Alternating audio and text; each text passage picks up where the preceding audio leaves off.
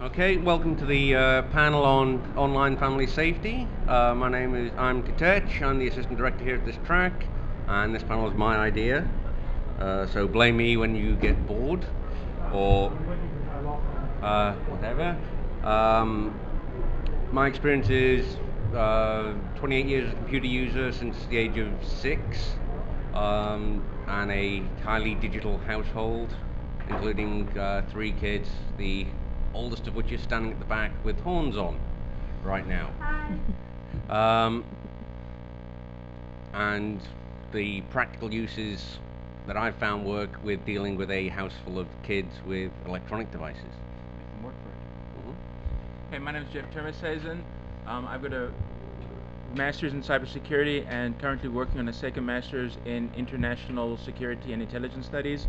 I used to work for a company that did video and audio recording and analysis, and I currently work for a payment processing company. I'm Dave Maass. I am an investigative researcher at the Electronic Frontier Foundation, where I send lots of public records requests to government agencies to look at how they deal with surveillance. And I am June Williams from Buzzy Mag. We are publishers, both of audiobooks, and of course we have our magazine with news, reviews, interviews, and original fiction. And it's the original fiction that we sort of really touches on family safety for us. You would not believe what people think is acceptable for a 15-year-old to read. So, shall we, anybody want to start? I can start. Yes, go ahead. I have nothing to tell you about what you should be doing, but I can tell you what you should not be doing. Last year, something popped up on our radar. I was just sort of searching through a district attorney's website, and I came across a advertisement from the district, a press release from the district attorney about a piece of software called Computer Cop. And I've edited together a little video. Well, let me tell you. Before I show you the video first. This is a piece of software that law enforcement agencies around the country have been giving out to families, mostly for free, telling them that this is how they protect their safety online. And I've got a little video to show you how this is promoted by law enforcement agencies, and hopefully it works. The internet can be a dangerous place, especially when a child's online activities are not closely monitored. I'm Sheriff Ken Mascara, and I'm here today to offer you a free copy of Computer Cop. My name is Mike Chapman, and I'm your sheriff here in Loudoun County. I want to thank you for the opportunity to speak to you today about an issue of tremendous concern to parents and residents alike, and that issue is your children and their safety on the internet. That is why we're offering a free program called Computer Cop, a program designed to help protect your children online. Hello, I'm Sheriff Grady Judd. About 24% of Polk County's population are children, but they're 100% of our future. Call today for your free copy of Computer Cop. This software will help you monitor your child's online activity and will protect them from those who want to do them harm. Hello, I'm Danbury Mayor Mark Boughton. On behalf of the Danbury Police Department, the newly formed Child Safety Task Force, it's my pleasure to introduce Computer Cop parental monitoring software to the families of Danbury. Hello, I'm David Weaver, Sheriff of Douglas County. On behalf of my office and the generous members of our community who sponsor this effort, it is my pleasure to introduce Computer Cop parental internet monitoring software. Hi, I'm Sheriff Jeff Dawson. If you're interested in receiving a free copy of the Computer Cop software to monitor your children's activity, please contact the Citrus County Sheriff's Office. Hi, I'm Sheriff Gary Gullidge. I'd like to thank you for your interest in keeping your children safe with Computer Cop. You're about to take the first step in protecting your children online. We can't allow those strangers into our homes, and we can work together to stop that. We have this computer disk here. It fits in any computer, and we like to refer to it as the Computer Cop. Use this program regularly. You can make your children's world safer and keep dangerous strangers out of your home. So there are over 250 law enforcement agencies in this country that have given out this disc to people, and it does not keep strangers out of your home. It does not protect your children, but you would, based on the way they're presenting it, you think it would. You think this would be some sort of official product, have sort of this is how it's given out to, let me see if I'm sort of blindly trying to, you'll have to deal with it. So this is what it looks like when they give it out to families. They kind of brand it with their department. They put their department seal on it. They, maybe put a bunch of them on there, maybe put their sheriff's truck on it. And then they give it out saying, use this. So we started looking into it, and we obtained a few copies, and we ran a security analysis of it. And there are a few things we discovered. One is that most copies of it include a keylogger. So when you install it on your computer, the way it functions is that it is saving everything that your child types onto your hard drive.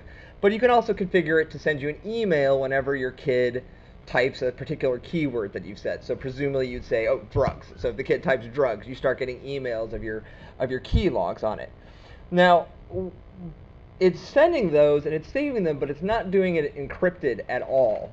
So basically it is, your kid is in a coffee shop with this software on his computer, and anyone with, a freely available, packet sniffer is going to be able to read your kid's mind in a coffee shop.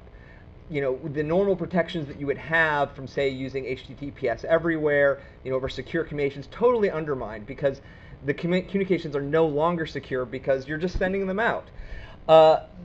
If you actually load this software, it looks like it was built in 1998, and that's because it was built in 1998. At the time that it was introduced, it was called Bo Dietl's One Tough Computer Cop, and Bo Dietl was this New York Police Department celebrity detective, and that year he had a movie come out about his life starring Stephen Baldwin called One Tough Cop. And so they were marketing this at the time, saying, hey, One Tough Cop, buy the software that goes with the movie.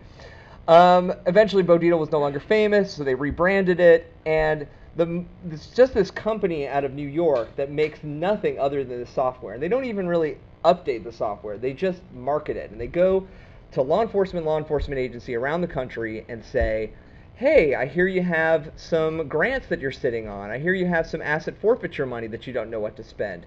Give us 25 grand. We'll give you 5,000 copies. We'll send a video crew to your department, shoot one of these cheesy videos of you, put it on the disc, put your logo on the disc, and then you have a great PR moment. In fact, the promotional flyer that they have actually says on it, perfect for elections and fundraising. But really, it's bad software in general. It's unsecure software, and yet law enforcement agencies around the country are using it. And that is a map I sort of put together of every place that is distributing this software. It's just by state, but some places like Alaska bought enough copies for, quote, every school, public library, and police agency in the country. In the state. So, basically, my tip for online safety is don't ever install a piece of software that the police give you. That's me. Okay. So you know what not to do now, but what are the basics? Well, the first thing of all that I've found is don't panic. Okay. The Chris Hansen style, there's a predator out there, isn't as common as most people would think. It's a highly selective and entrapped system that they gauge. And what they don't show you in most of those shows is the 300, 400 people they tried to get the 5, even with their targeted team. So the first thing is, the catch a predator is very overblown. It's very, very rare. The biggest problem, in fact, is often called doxing. Your own children putting their own information out, and no software is going to stop. Certainly, no software at all is going to stop if a child posts an email to somebody, or it's they post their picture. No software is really going to stop that. It's not going to stop anything when they're inviting it in. So good information security and teaching them about keeping personal stuff personal is key. And I think the second thing is to teach them the golden rule. Once it hits the internet, it never comes off, and a lot of people don't realize that. In fact, just a month or two ago, I had to teach one of the the people who work at Nominet, which are the people who run the .co.uk domain. I had to teach them that very fact, that once it goes on the internet, it never comes off. And these are IT professionals who don't realize that. But children have to learn that, because there were some photographs are especially compromising. There was a case in the news recently. A 15-year-old boy, or no, he was 17-year-old, had sent a picture to his girlfriend. His girlfriend's parents saw it, didn't like it, and the prosecutor, it was in Virginia, got a court order, and they were going to force the boy to have a evidential picture of his penis taken, and if it wasn't erect, then they were going to force him to have an injection to make it erect to take a photograph. And they got not one court order to do that, but 2 court orders to do that. And these are the problems. It's not, you know, predators coming in that the software claims to protect against, but it's often the child's own actions. And as it, no software, no controls can do that. That's basic parenting that has to do that. So the biggest thing for online safety is proper parenting to begin with, and not some kind of software or tool panacea. It's pretty much the same things. Like, we all teach kids that, you know, you don't run around naked in public after like 2 years old. You don't go up and pick fights with people in public. You don't swear at people. You don't bully people, that sort of thing. But that does not seem to get translated to the internet very well. And I know tomorrow we've got a panel on the right to be forgotten, which is exactly that issue of things that go into the internet stay there forever. And the case is about a guy in Europe who got, I think, was denied a job because of something he'd, like a misdemeanor or something he'd done like years ago, that probation, everything was over with. But when they did a background check on just a general internet search, this popped up. So he sued under privacy laws basically to have that revoked, and that after a certain point you should be able to be forgotten, because once it's out there, it's always out there. And there are actually sites out there, I think it's archive.org, which do nothing but just back up every site that it can find. So everything that they can find on the internet, its sole purpose is to make a copy of it, that at some point you can go search to that. So AOL, GeoCities, all these things that haven't existed for more than a decade, you can still go find original pages that were backed up to this place, and anyone can get to it from the internet. Yeah, there's pictures of me floating around called the Internet Wayback Machine. Yep. And there's pictures of me from like 97, 98, age 19, 20, running around in Star Trek uniforms at conventions in the UK. Not a pretty sight, really. I'm just gonna boot up my computer here. You're gonna go look for them? So, you want to add, Kieran? Well, the thing is, everything you said is correct, and part of good parenting is if a child is under an age where you can feel that they are really responsible, a computer should never be in their bedroom. It should always be in a public area where the parent could be walking through at any moment, because children will act differently in their bedroom than they will in the living room, and it's just a plain fact.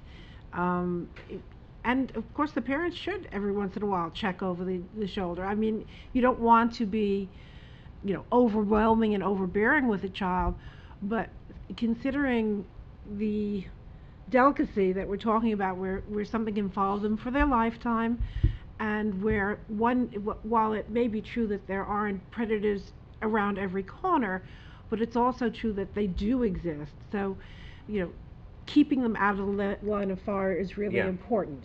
And in fact, a lot of the times now, the actual predators these days are more the district attorneys themselves. They're as much the predators nowadays, trying to get easy child porn convictions, even if it's, you know, for selfies. They can get a child porn conviction. They can, I'm going to go for state attorney general. You know, I've got all these convictions for child porn. I'm clearing the internet up, sort of thing.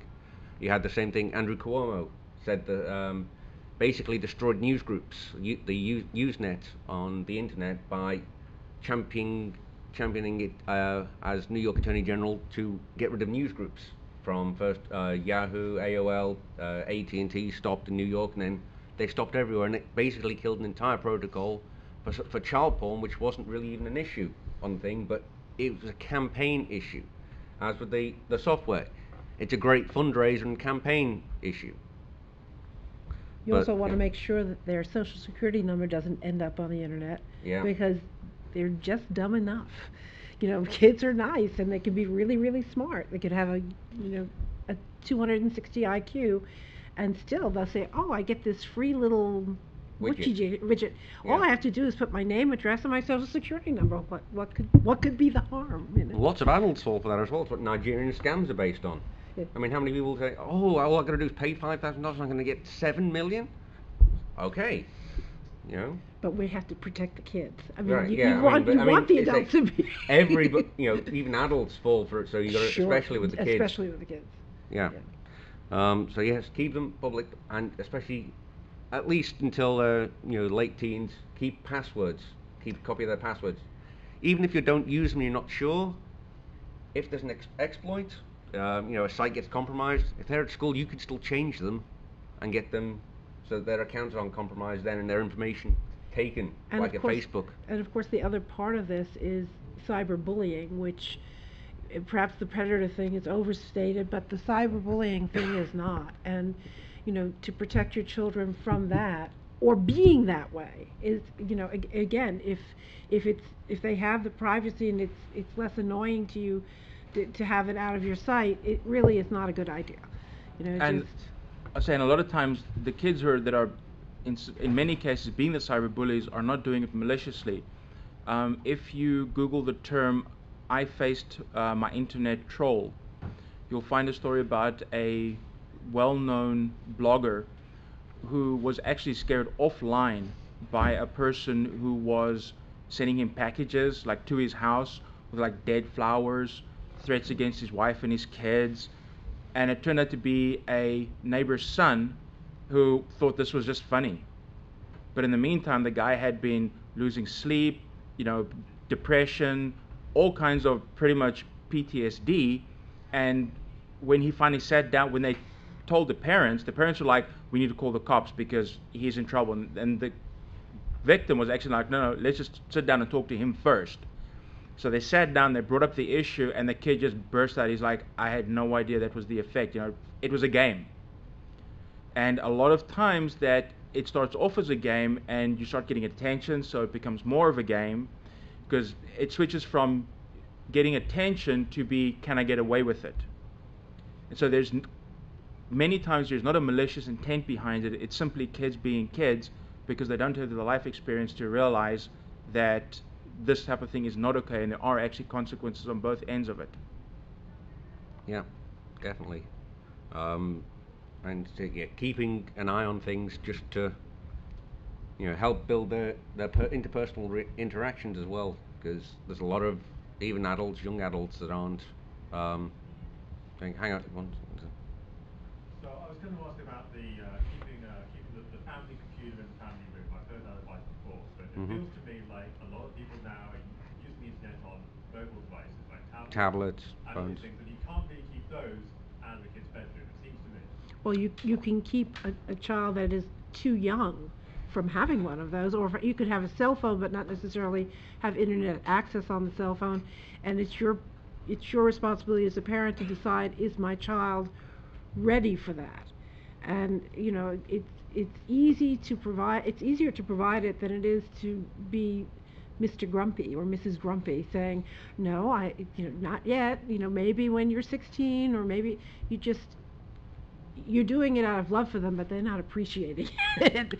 And you don't have to leave them without a cell phone. You just have to leave them without internet access on the cell phone. And yes, their friends can show it to them, just like their friends could have shown them porn or anything else. But come on, hands up. Who saw porn before they were legally of age to do it? Yeah. Pretty much every male hand in the room, it seems. At least those that'll admit to it. Yeah. But you can reduce the amount of exposure, so to speak. Yeah. And you can also, a lot of your routers and stuff you can buy these days can also be blocked off hours. You can actually say that certain MAC addresses, certain computers on your network cannot access the internet between such and such hour. So if they're using their phones via the local Wi-Fi, you can block it from that. And there are some companies who will either give you a cell phone or a cell plan where you can do the same thing from the cell side. so that after a certain time at like 8 or 9 at night, whatever, they've still got phone functionality, but the Wi-Fi drops even if they're on 3G or 4G or a Wi-Fi network. And that's the other thing. Don't rely entirely on software-based stuff, though, because as we've seen, my main expertise is peer-to-peer software and BitTorrent, similar things. We've all heard about, I'm sure, the federal government, the UK government's trying to block peer-to-peer sites. You know, take down the Pirate Bay, for instance. And yeah, how well is that going? Anybody know how well a government trying to block a single website is? And as a parent, you think you've got the resources to match, to take down 1 billion websites from your one device? No, it's just not going to happen. We've got a friend who's got a 7-year-old with a tablet. He's gone through 3 different parental control sandboxing software packages. He's actually managed to crack his way out of them by race conditions and other things. And he's 7. I think that. And his dad is a IT professional for a major company here in Atlanta. You know, and he's outdoing him at 7, just like I was outdoing my father when I was 7, at programming and things like that. How many of you guys had kids when VCRs were still around? Kind of. How many of you had kids who could program the thing to stop flashing 1200 before you could? That's okay. It's a lot. How about the microwave? Yeah, kids. I find the reason kids do things is because they're not afraid to go push a button. As adults, we get, you start thinking about consequences, and what happens if I push the button? There's a big button here, and it says don't push it, so I probably shouldn't because something could happen. Kids are like, let's see what happens and push it, and they'll deal with the consequences after the fact. And that sort of experimentation gets them to the point that they find things that the best security people in the world haven't come across yet because they haven't gotten down that far. Well, they just haven't had the thought to even try it. Right. And I think the best way of stating that is a quote by Douglas Adams, who was, anything that was around when you were born or up before the age of 5 is a normal way of life. Anything between the age of 5 and 35 is invented between the age of 5 and 35 is new and exciting, you can make a career out of it. Anything that's invented after the age of 35 is unnatural and evil and should be avoided at all costs. Sorry. Yes, I wanted to ask a question about no. He's back here. I just wanted to know if you could talk to software and so forth. I have a 9-year-old. I'm trying to get him I'm trying to let him safely access the internet, and I've probably spent 4 or 5 hours trying to weed through what is out there, what works best, what will tap into databases to keep them away from, all sorts of things, and it's a nightmare trying to figure this out. Well, I mean, the first thing is to install the same stuff that adults should. Various plugins for, say, Firefox that are blocking ad trackers and persistent cookies. We have one that we put out recently called Privacy Badger that's worth checking out, and HTTPS everywhere. I mean, those basic stuff to protect you will also protect your child. The problem is you're looking at it from trying to protect the children sort of thing. Yeah. The software for that sort of thing doesn't really work. Never has, never will. Because what you're trying to block specifically is not rigid and fluid enough. As I say, the governments can't even manage to block one website that's pretty obvious, and it's one of the 50 biggest, most visited sites in the US, and they can't block it. So you as one parent trying to block 11 billion sites out there, all trying to get past this same kind of block, trying to avoid it because schools are doing it. The site I work for is actually on a number of these blocks. I work for a site called torrentfreak.com, and we are blocked in a number of libraries here in Georgia because we're a peer-to-peer site. And I said, no, we're a news site. We're the one who broke the net neutrality fight. So I went back, I emailed them and thing. So they came back a couple hours later, changed the rule. Yeah, we're now blocked because we're an immoral site. So that you end up being a victim of people's perceptions as much as anything when it comes to those sorts of sites as well. Sorry, I was going to go off to continue on that topic, but does anybody have any other answers to his question though? I certainly don't. So you certainly can't block everything, but like with services like OpenDNS, I mean, you could pretty much cover a lot of things. Are you familiar with that service? Oh, OpenDNS? Yeah, that's the Google-based one. I usually use OpenNIC as well, which adds another batch of top-level domains as well that's outside the ICANN system. Okay. But as I said, the problem is you're trying to block content. The tools he said is to block the real problems, which are the privacy stealing aspects. But the actual content, because the content's going to be out there anyway, you can block the inadvertent stuff, the pop-up ads with the ad blocker, the explicit ads. But if he wants to go look for the explicit content, there's no software you can buy, you can install that's ever going to stop that, because all he's going to do is go to Google, go to Bing, search for it, and turn off the Google how to turn off. Well, no, even just the safe search level on Bing, you just turn it from moderate or strict to off, and you just do it. And what about monitoring that? Right? Is there some service that can monitor it across devices? Not effectively. No. I mean, it's an arms race basically, and anything you can control for as a parent, institutions can do to control it, can do the exact same things to their employees, and then there's people who want their employees trying to get around it. Once the employees trying to get around it, then they share, hey, this works, and they share it to their other co-workers, and then the same tricks end up, because it's the same basic software for company firewalls as it is for your home firewall. So anything you can get around at work, the kids will find out about and get around at home. So it's a losing proposition in the main thing. Instead, the better way is to, I find, to attack it from a different perspective, and that's, as a parenting aspect, talk through them, talk about the content itself, often demystify it, because kids often search because they're curious. So if a lot like alcohol, a lot of teen drinking is because alcohol's banned, alcohol's bad. So you take away the mystery, the cachet of, hey, I'm breaking the rules, then take away the glamour of being the bad, the rebel, then often don't tend to search for it so much, and you take away the rebelliousness of it. But is there anything for inadvertent? I mean, my son really doesn't want to go there. Right. What 3 things would you say have this running in Firefox? Ad block. I would say no script. I mean, we're a big fan. We put out Privacy Badger, which is a good right. one. But I mean, Ghostery is also a decent one. Yeah. HTTP Ghostery and Privacy Badger they're similar. No script. And I mean, HTTPS everywhere. Still. But and also any third-party ones, because I know usually if something's blocked like on IE, I just download Chrome and run it through Chrome, and it bypasses all the IE plugins. Yeah, so that's the other problem is you block it in a browser-specific one. Can you then stop him from installing another browser and using that? I could tell him just to use this, and I believe he would. So right. So I'm saying. Right. I've explained to him about the fears of the internet, and he's gone and looked up content, and he inadvertently gave himself nightmares. And he was like, I see there are things I don't want from the internet. And I said, and so if I think we all, do this and you'll be fine. I want to know what I need to be doing on my end. Like, how do you not get rickrolled, that sort of thing? Or and also, do you guys recommend any third-party software, like not browser-based but computer-based, like Cyber Nanny, Net Nanny, that sort of thing? Not those in particular. No.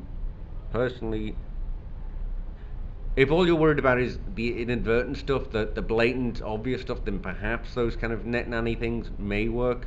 Or you can get actually manually edit your host files.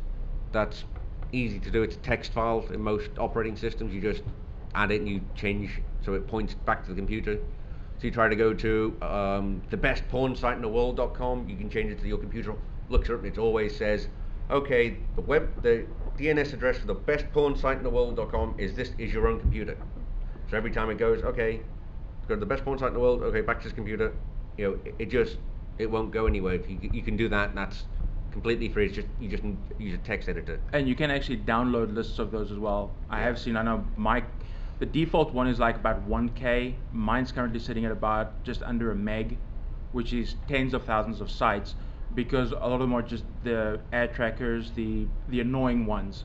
And yeah, just Google for host name lists, and it'll be a straight text file you download and just replace the one on your computer. And it's got everything in it's got many of them in there, and you can always add additionally as you find new ones. So that's often a free and easy way built into your operating system rather than a specific browser or software-based solution. It's actually the operating system itself. So, Okay. As a teacher, I encounter this a lot, especially with parents. And the one thing that I tell all parents, because I used to teach computer class, is imagine that the internet is the general world that you existed in when you were younger, where we used to go out, and if we wanted to see a scary movie, we just snuck in and saw a scary movie. Yeah. If they want to find it, they're usually going to find a way to do it. The trick is that I tell the parents is just tell them your expectations. You know you're not supposed to do this. Don't do it. And they're going to try to do it. And then once they do it, they're going to feel guilty about it. And they're going to be like, oh, I shouldn't have done that. Now, the other part about that is in a school, a lot of the times the stuff that will block, unfortunately, blocks a whole bunch of other educational stuff. Right. Yeah. And so we have to go back in and manually unblock a whole bunch of different websites for this and this and this. But in general, what we've noticed is the kids know what they're allowed to go to and what they're not. They know they're not supposed to be at school going on Pop Tropica. They get that.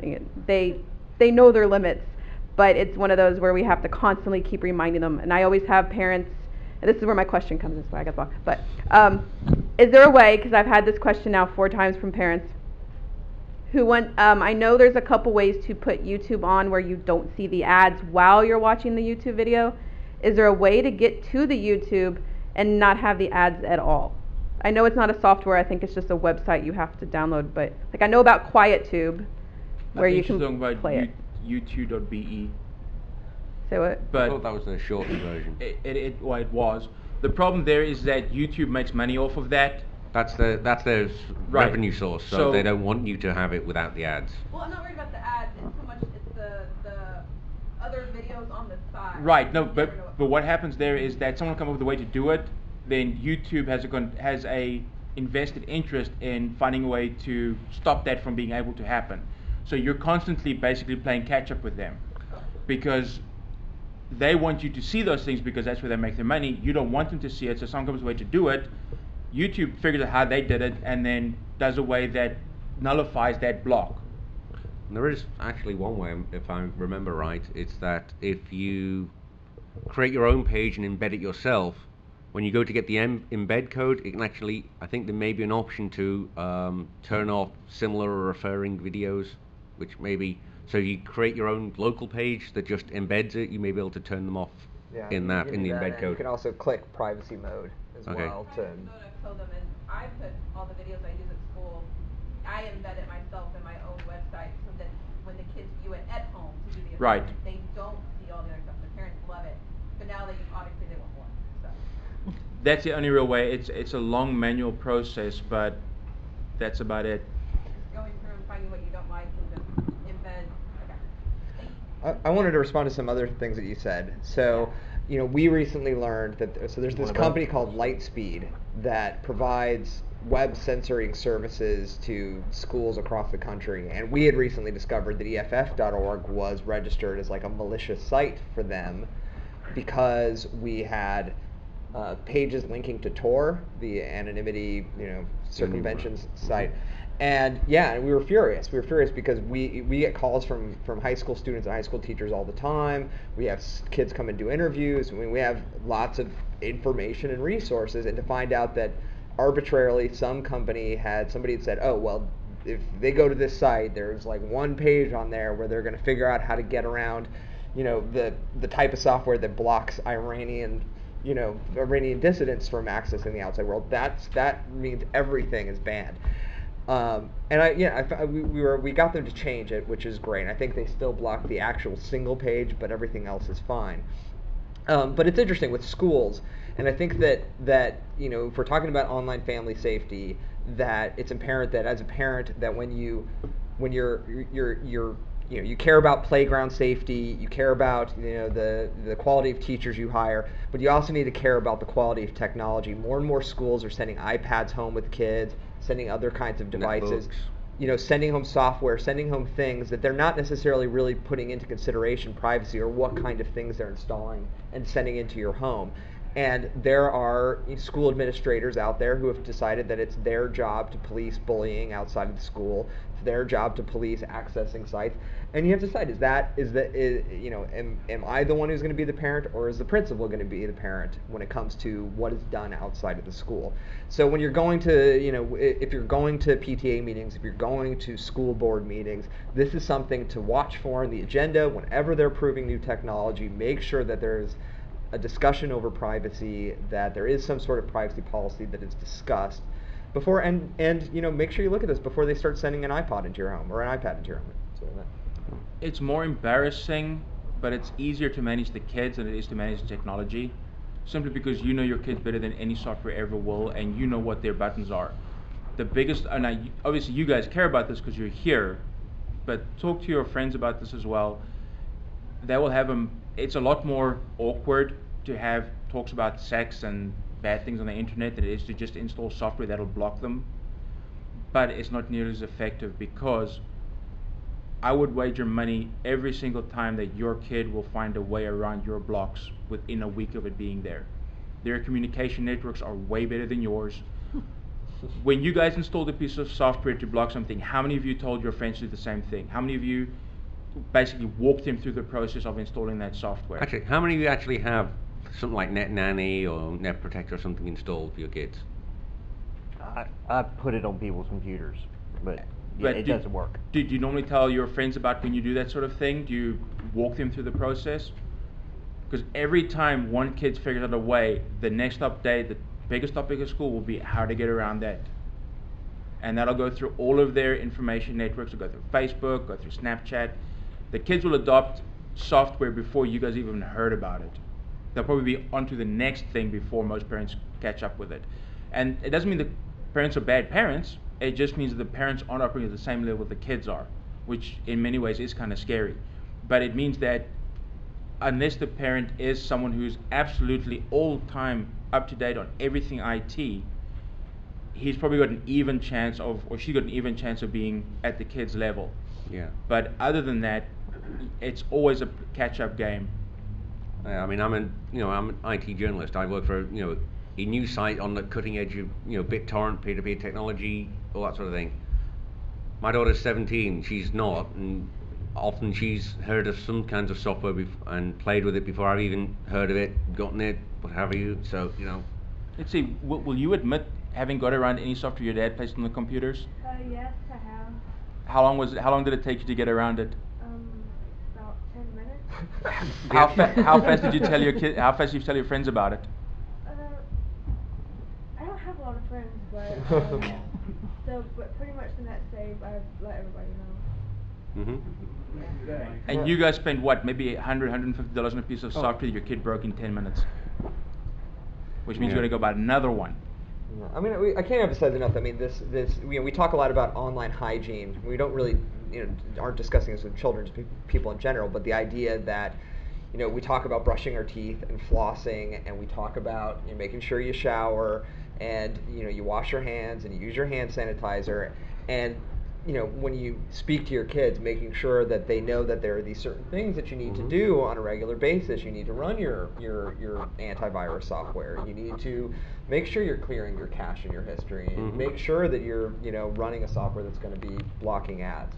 It's being proactive and making sure your kids are thinking about this as they're going about, even if it's kind of a pain, just like brushing your teeth or showering is. In fact, I think the Anthony Weiner problem, I think, is probably the best way to put it. That is the biggest danger with children these days, is basically the Anthony Weiner problem. Politicians. Hey, no, take a picture, selfie, mirror, whatever thing, and then send it, and then it goes everywhere. So that's the biggest problem with the internet and children right now, is definitely the selfie problem. This is a bigger problem for every child and their safety. Oh, great. Then You just linked me with child problems. Thank you very much. well, not that specifically, but that, or this, or a phone, tablets, laptops with webcams. Those are the biggest problems because that's what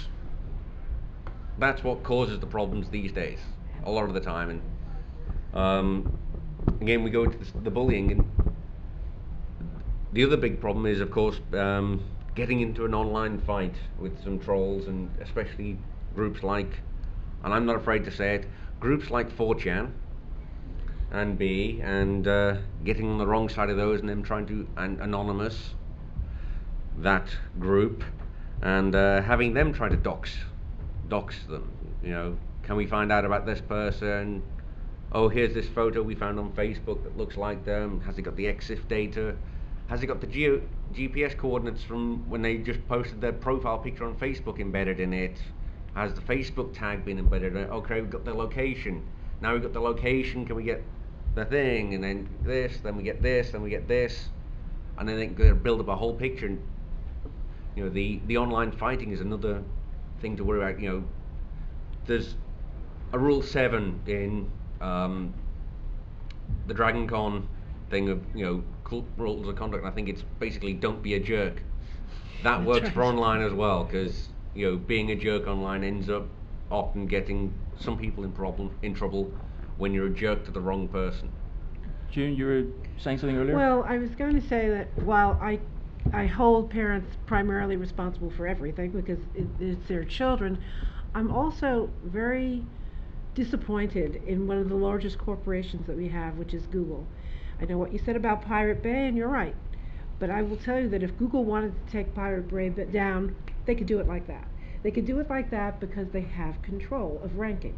They can. I mean, if somebody were to type in precisely piratebay.com, perhaps not. But if they were going to Google it and get it, any ranking can be manipulated by them. I mean, anything. They have no ranking on. They've been taken No, off. they don't. They haven't. So, just in general, for most of the porn sites and other types of sites that your child might accidentally come across, a lot of that doesn't have to really be available till they get to the 30th page. And you know what? Kids are they don't have the energy the third to. page. I think third page is like 3% of people click that back. That's to the what I'm third saying. Page. So if but they then could again, just kids push search those down. deliberately. If they're going to look for it, they're going to look for it deliberately. The accidental is often very low percentage of. Well, I think that's what he was concerned worried about, the yeah. accidental. So the accidental doesn't have to happen, and Google really could help a lot on a lot of these things. They have a lot more control, and you know that because they follow you. Your ads follow you as you go from site to site. So there is a tremendous amount of power, and with power should come responsibility. But at the same time, you run the risk of the opposite happening. Did you hear about? In the UK, there's this organisation called the Internet Watch Foundation. They're a kind of government kind of thing, and their basic job is to look for, find, detect, trace back child pornography, trace it back, pass it on to police. They're an actual license to investigate child pornography. But you've heard. So this group, there's a band called Scorpions. Probably all heard of, no one likes you and all that sort of thing. Rock You Like a Hurricane. Scorpions. Scorpions. Winds of Change is something like that. Well, they had an album called Virgin Killer, and on the front is the album cover is. It's borderline child pornography.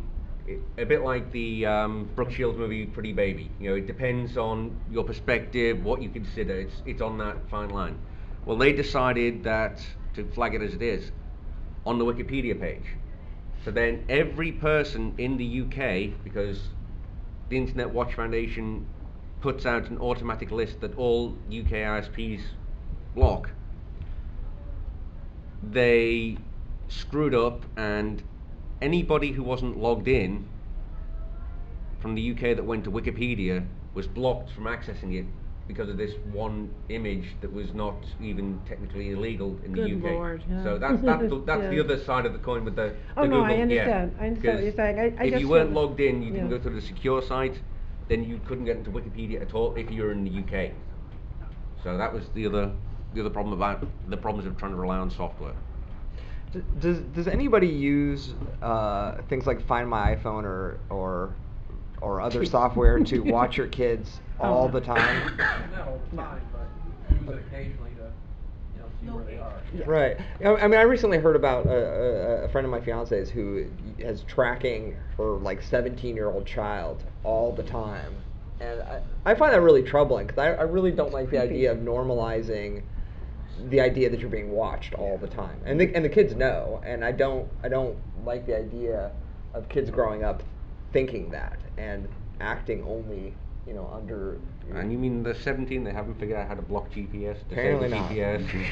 Well, a lot of that's part of my question is I don't have kids, so I'm coming from an IT standpoint. I run a small little shop, and I get asked a lot because parents here, the people here care. Most parents that I talk to want me to be the guardian, the guy. But they do not want to talk about their kids, whether it be an embarrassment or a religious reason. They do not want to talk to their kids about this. They would rather just push everything into the closet, lock the door, and go, don't ask what's in there. And so I get asked 2 to 3 times a week to install various levels of this software. And instead, and I kind of come where you guys are coming from. I go, hey, you just need to talk to your kids. No, I don't want to do that.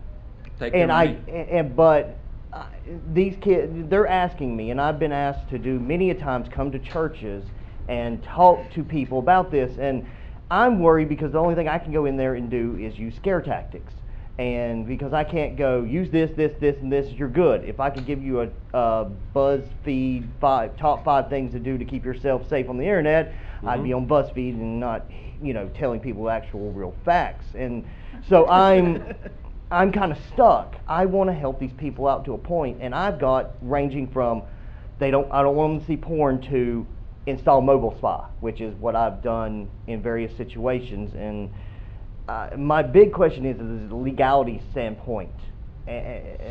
Me being the content broker, me being the guy, me being the man, where am I in a legality standpoint of being able to install this software? I think you picked the one panel that doesn't have a single lawyer on it. No. I just worry because look, we got EFF lawyer. Kurt just hide. We can ask him. Ask him. I get asked to install many times. Will you put the software on there that shows me everything? And they want to see text messages, phone calls, and I can install that software, but it very, very, very worries me that I'm rooting someone's kid's cell phone, putting the software on it, blocking it from being able to be turned off, and now I have access to their stuff because it goes through a web portal, and you're the one who set it up, so you don't have to. You have to input the passwords to set it up. Yes, and I have to, and I have access to this, and I know. But are you using it? I have having access to it is as bad as using it. In my mind, it gets burgled. Your shop gets broken into, your computers get stolen, your access goes, and what if and I have certain levels I have to have for having TeamViewer and various other login software for HIPAA regulations. I have to have a certain amount of passwords to get to the point where you could log into a healthcare computer. Right. The same thing. If someone got my stuff and really wanted, I'm not just talking about a meth head that steals my laptop to sell at the pawn shop, but someone that got my stuff and wanted to get to this, now they have access through the various means of communication, and being probably smarter than I am about security. I'm not the greatest security person in the world. I fix computers, and someone could get this. And so if I have access to their kids' stuff, and then their kids are doing, or even if their kids are sending sexting stuff, and now am I looking at it from an IT guy, and I'm supposed to be the one? Am I going to get in trouble for child porn? And does Georgia have a mandatory reporting requirement for IT folks? For what? Well, I mean, California passed one. It's like I don't know the Geek Squad. Your best thing there is hire yourself a local lawyer who knows both your state and your local thing. Because yes, if you are just doing this as a business, odds are you probably would be prosecuted, or at the very least you would wind up in court. Yeah, and see, that's what I worry about, because I would like to kind of take this, boil it down, and give it to people, because I try to, well, I just put the fear of God in people, and Okay. that's the best thing that I can do, and I want to be able to help these people out, because these are my clients, and they're coming to me, and they're worried, and I tell them, talk to them, but that's not going to happen. Okay. So I assume otherwise. I'm thinking of two different approaches to this. First one's to tell them, sure, that the talk to your kids might be embarrassing, but how much more embarrassing is it when the software fails and you end up having to talk to your neighbors, your people at church, after the DA's filed child porn charges against somebody in your family? How much more embarrassing is that going to be? Including the child, which has happened. Yeah, that actually happens more often than not nowadays.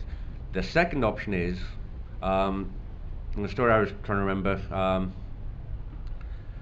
it was a school district who had laptops that went home, and this is a story I was mainly told by a guy called Cory Doctorow. He's saying, and if only he'd stopped going to Burning Man and come here 1 year. Cory, if you're listening, we want you. Cory's in England. So. No, he's a Burning Man. Is he in Burning Man now? Yeah. Oh. Told me he was going to be in England. So. But this school district had laptops they gave to the children. These laptops had tracking software on it, in case the laptops were stolen. Well, these laptops were going off, and they decided to activate the school district. The principal or something decided to activate them during the night to make sure the kids weren't doing anything wrong, as we were talking about earlier. And these laptops then, with this monitoring software, started pictures of kids in their bedrooms, sometimes getting undressed, things like that. And all it's got to do is, there was a lot of settlements. It was about 2 years ago. Unfortunately, I don't remember the details exactly at this point. It's been a long convention already. But the same thing happened with software. Anybody know of any software that's never had any kind of security exploit or bug? Basically, you can tell the kids, okay, there's this software. You better hope it doesn't get exploited, or else they've got access to all your kids' stuff, and they can track your kids, and they can watch your kids get naked. Mm-hmm. You want to put that software on now? That's the more of the fear of God thing we're talking about. about. For your perspective, go talk to a lawyer, because even if you're never convicted, if you're associated with it, you will always be that guy. I'm in a religious town. Basically, if I got my name dragged through the mud, I may as well just shut my doors and go home, because no one's going to trust me at that point. And you better barricade your doors, because if it's a religious town, they're going to come with the torches and the pitchforks, and they're going to string you up, boy. The white sheets, because it's that kind of town. Yeah, all you can do there is that kind of town. All you can do there is protect yourself up front. Yeah. You need to get whatever disclosures that you give to the parents that say, you acknowledge as the parent that I am doing this, you have given permission to do this on behalf of your child, because parents do have a legal right to varying degrees to monitor their children. As long as they're 18 and under and live in their house or something like that. It changes according to state, which is why you need to talk to the lawyer. So I need to get a lawyer, get forms, get them to sign the forms, and it has to explain to them. Because what happens then is, if anything does happen, you will probably still have to go explain what happened, but you highly limit your liability as far as that goes, because you've taken all due diligence at that point to both inform the parent of the risks of what's going on. The parents have actively signed off on it, and they acknowledge that they realize there are some things beyond your control. Because if someone's targeting you specifically, like I said, if it's a random method, they probably won't get anything. If someone's targeting you specifically, they will get your stuff. There's no way you can stop them every time, all the time. So the only thing you can do there is get the law on your side that you're covered before you ever install that software.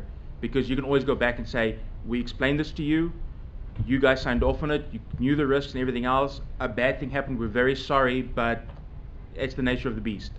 Yeah, you're still going to be very unpopular, but at least you're probably won't file charges. Yeah, I mean, I'm CYA across the board is basically. Yeah. I mean, even the greatest security eye can't be protected. I mean, is it Brian Krebs? Is it who's been?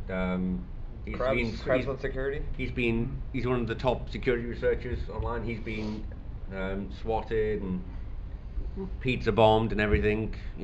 His information.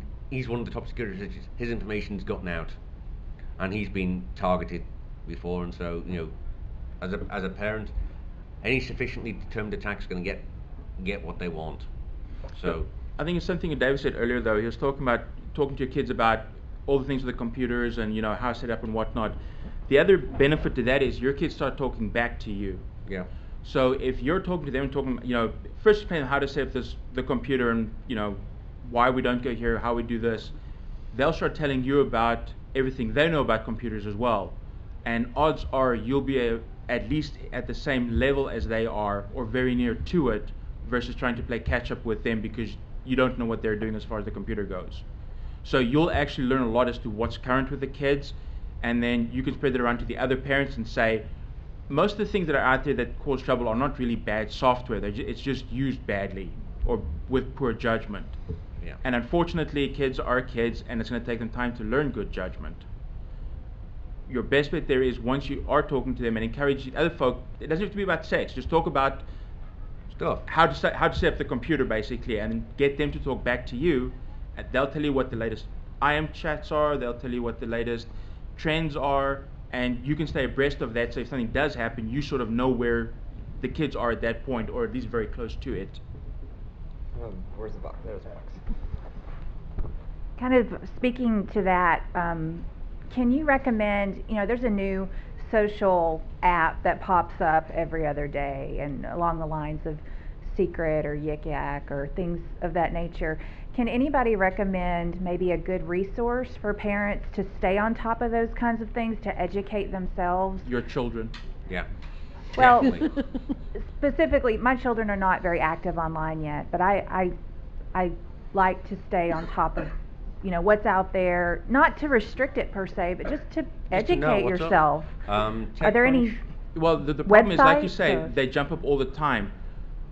There's no way you can know every app that's out Of course, there. yes. And of course, your kids aren't using every app either. They'll Right. maybe use 1% of the apps that are out there.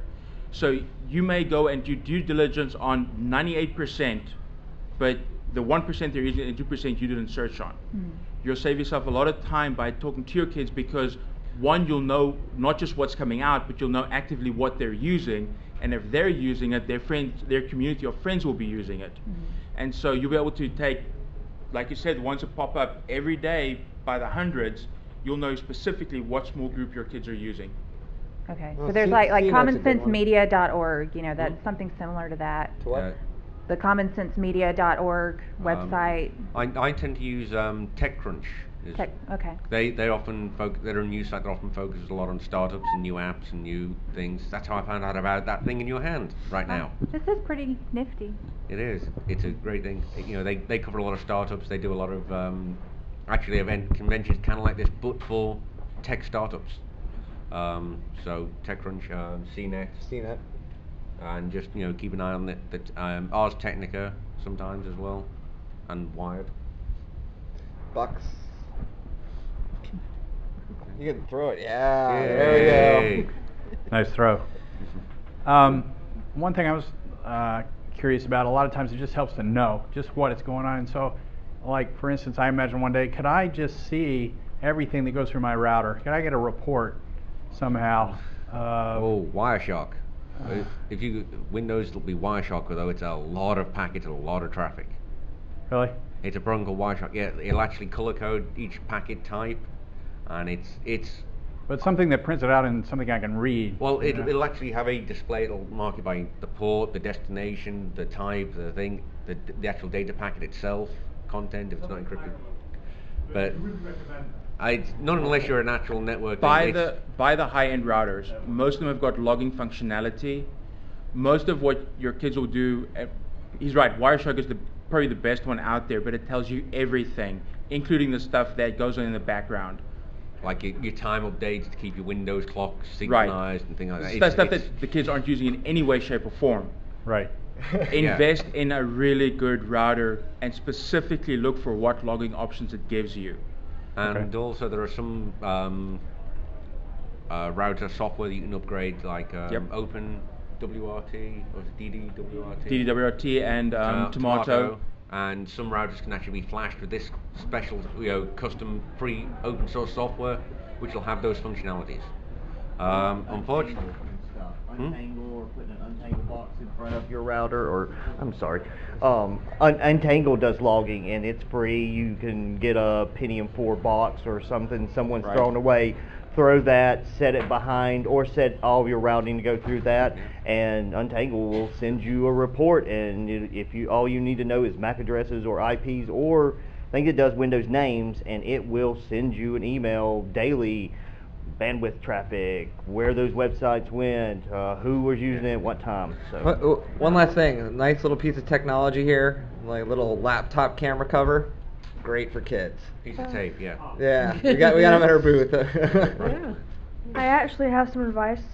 Don't make your kids not trust you, because then they will hide stuff and you will not be able to find it. Amen to that. Don't be too hard on them, otherwise you will lose stuff and they will not trust you and they will just want to get away from you as fast as possible.